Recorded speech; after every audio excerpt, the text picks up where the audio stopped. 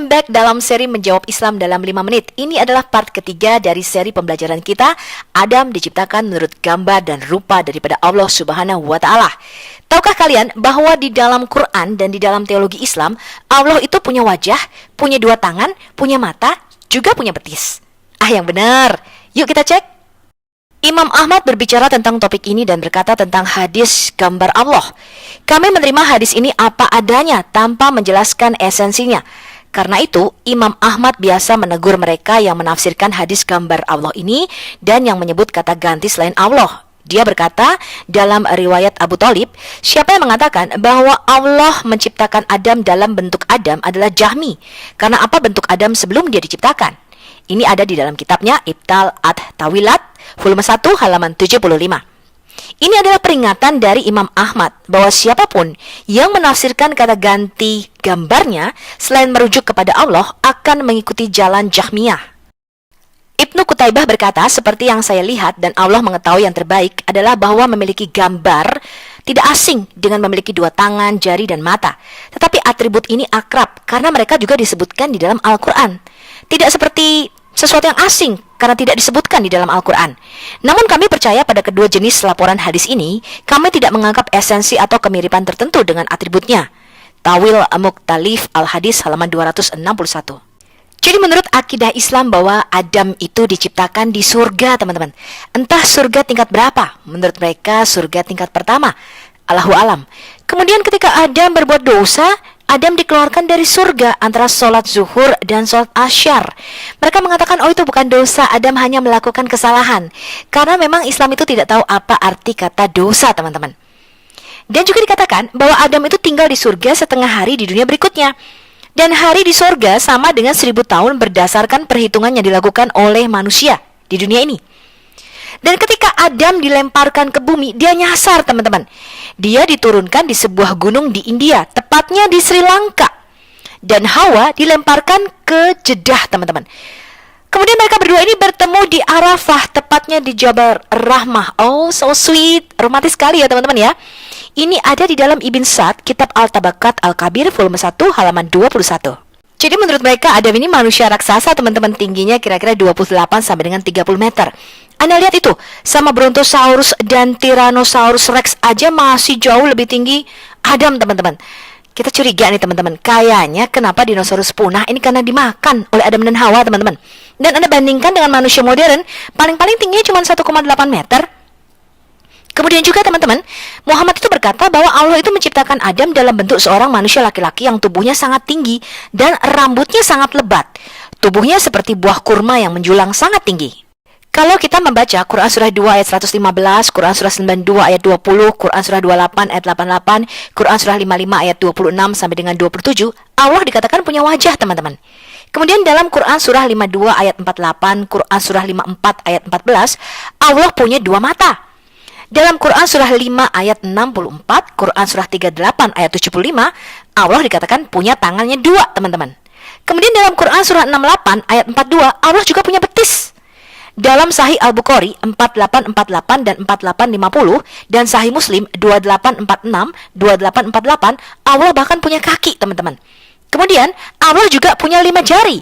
Ini ada di dalam Sahih Muslim 2786, Sahih Bukhari 7415. Bahkan ada juga yang mengatakan 6 jarinya dalam Musnad Ahmad bin Hambal 4368. Dan dikisahkan juga di dalam hadis bahwa nanti Muslim akan mengenali Allah melalui betisnya, teman-teman. Mungkin betis Allah ini jauh lebih indah dan lebih bagus daripada betis kita semua ya, teman-teman ya. Bahkan jauh lebih indah daripada betis Ken Dedes. Sekarang kita lihat dulu dikisahkan oleh Abu Sa'id Al-Khudri. Kemudian Allah yang Maha Kuasa akan datang kepada mereka dalam bentuk selain yang mereka lihat pertama kali. Kita nggak tahu, teman-teman, apakah Muslim pernah melihat bentuk Allah yang pertama. Kemudian Allah akan berkata, aku adalah Tuhanmu. Tapi orang-orang Muslim akan berkata, kamu bukan Tuhan kami. Dan tidak ada yang akan berbicara kepadanya kecuali para nabi. Dan kemudian akan dikatakan kepada mereka, apakah kamu mengetahui tanda yang dengannya kamu dapat mengenali Allah? Dan mereka berkata, betisnya. Dan kemudian Allah akan menyingkapkan betisnya, di mana setiap orang percaya akan bersujud di hadapan Allah dan akan tetap ada orang-orang yang dulu bersujud di hadapannya hanya untuk pamer dan untuk mendapatkan reputasi yang baik. Ini ada di dalam Sahih Al-Bukhari, volume 9, buku 93, nomor 532S. Jadi, Muslim akan mengenali Allah dari betisnya, teman-teman. Bagaimana menurut Anda?